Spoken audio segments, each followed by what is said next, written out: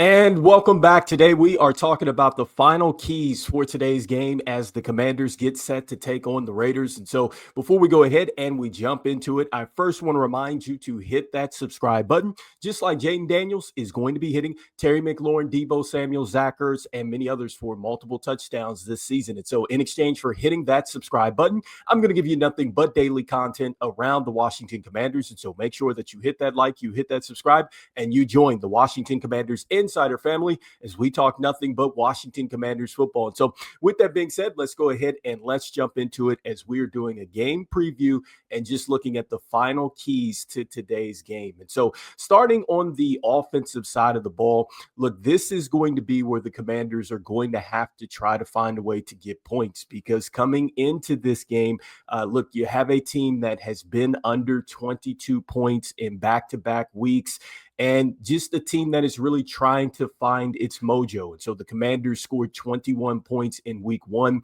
just 18 in week number two. And so I think that to win this game, the Commanders are going to have to put up points. I've talked about this really throughout the week, that they're going to have to go down the field. You cannot rely solely on the running game. And so, just going into a little bit of the game plan, you are going to have a balance. You need to be able to run the football and throw it. But the Commanders just can't rely on just running the football in this one. And so it is going to be a tough situation for the Commanders to really get some things going on the ground, because you do have to give the Raiders some credit here, because coming into this, they have held teams to 3.6 a carry, just 3.3 in week one and 3.1 in week number two. And so this is a stingy defense that just really doesn't allow you to necessarily gap them in the run game. And so there's going to have to be some patience played in this one. And so you cannot give up on the run,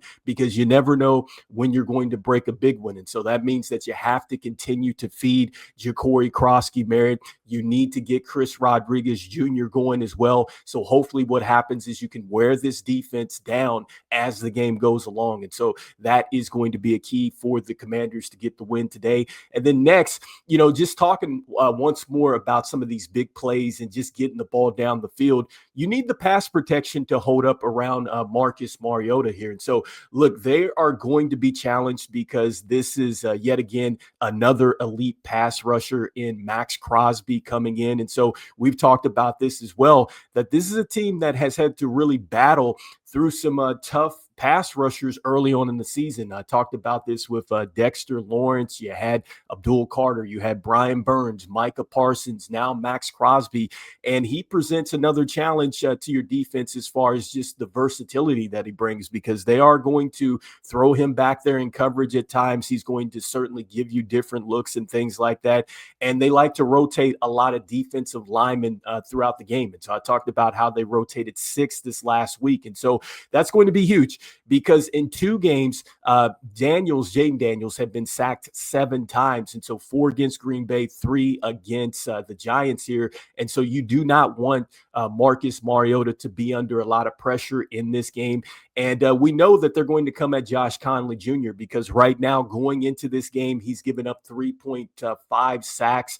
And this is a team that, look, has given up just, a bunch of sacks here in the first 2 weeks. And so you got to be able to stop that in order to get the ball down the field. So, next, and the last point I think in the offense is just as far as getting things done today, you're going to have to rely on guys that just have been getting it done for quite some time in this league. And so I think that Marcus Mariota is going to lean in on a guy like Zach Ertz, again, with his experience, to just be able to sit down into zones and pockets and things like that. He's definitely a quarterback-friendly type of target here for you. And so hopefully, we do see that with Marcus Mariota, to go ahead and work him in early, and then you can start to maybe stretch the field here. And so I think that the X factor in today's game for me, it's going to be Terry McLaurin. And so I've talked about how really it's just been a slow start for him. And so Terry McLaurin, I think he's going to have a ton of opportunities today against this secondary for the Raiders, because they've been a bit suspect. I think that at this point in time, at the time of this recording, they're coming in, they're 27th in the league.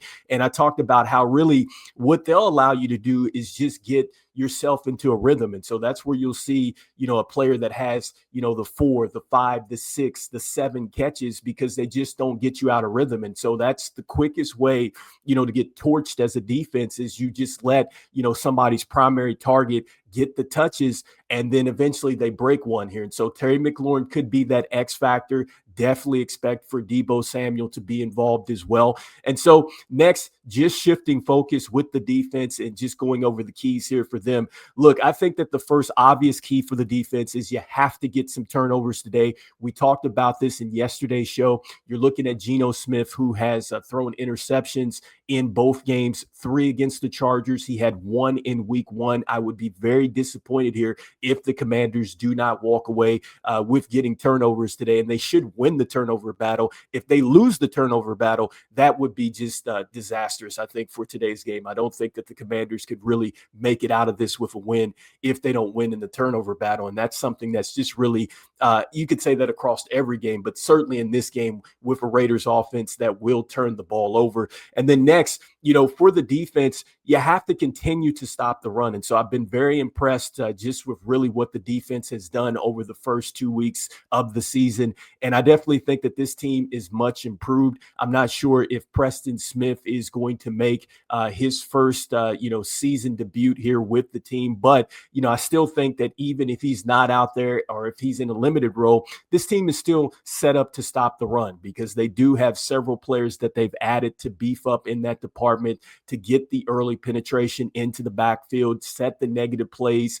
So I think that this team can definitely do so. And the Raiders haven't done anything that's been really special in the run game here the first 2 weeks because, with Ashton Genty, here's a guy that 19 carries for 38 yards and 1 touchdown in, I believe, week number 1. And then week number 2 came back with 11 carries for 43 yards and a 3.9 average in that one. And so he's averaging right around 2.7 for the first 2 weeks of the season. And so, the Raiders really haven't been able to get things going. I do expect that they're going to give him a ton of carries, but it doesn't matter if you continue to hold up against him. Hopefully you continue to keep your tackle principles as the game goes along, because this is a guy that likes to run and seek out contact. And so you don't want to get, just careless with your form and tackling and things like that, because that's how you get broken up for a big one here. And so, those are the keys here going into this game. Definitely, I hope we are talking about just a victory Sunday for the Washington Commanders as they get set to take on, the Raiders here in about 10 minutes or so at the time of this current podcast recording. And so anyway, you guys let me know in the comments what your biggest takeaway is for the game going into this week. And look, we will be talking about this game after it is over. And so as we always say, go Commanders, and I will see you guys on the next one. All right, peace.